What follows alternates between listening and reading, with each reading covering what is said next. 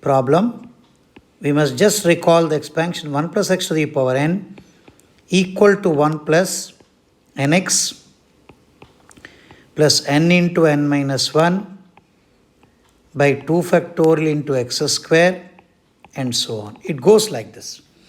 Okay? Using the same theorem in this case also, first two terms are sufficient. If you use that, and we'll be using another concept, limit extending to 0 tan inverse x by x is equal to 1, limit extending to 0 sin inverse x by x is equal to 1. These are the three formulae we'll be using in this particular. So this can again be written as limit extending to 0, 1 plus tan inverse x,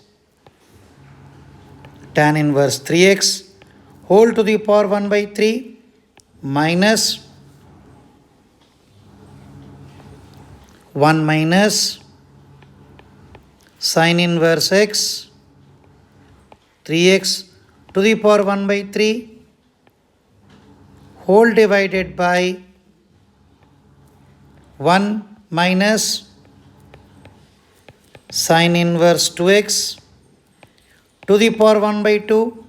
Next one minus 1 plus tan inverse 2x to the power 1 by 2.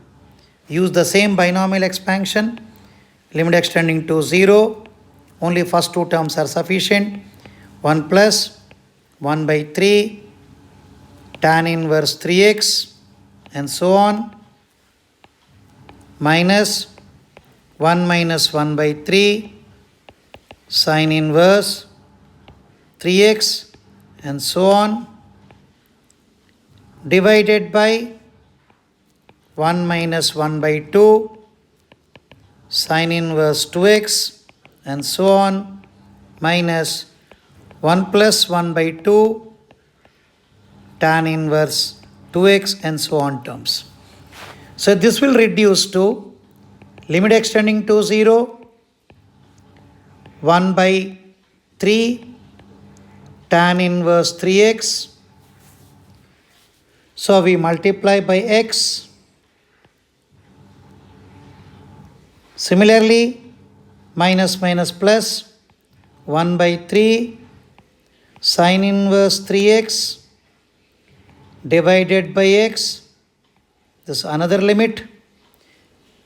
Similarly, in denominator, if you take minus common, sin inverse 2x by 2x plus tan inverse 2x by 2x. Okay, so what we did it is, in numerator and denominator 1 by x is multiplied. No change at all. 1 by x is multiplied in numerator as well as denominator. So using the standard limit, limit extending to 0, tan inverse 3x by 3x is 1. Similarly, limit extending to 0, sin inverse 3x by 3x is 1. So we get 1 plus 1. Denominator minus times of 1 plus 1, we get final answer as minus 1. So seems to be complicated, but we used a simple binomial expansion. Only two terms are sufficient because rest of the terms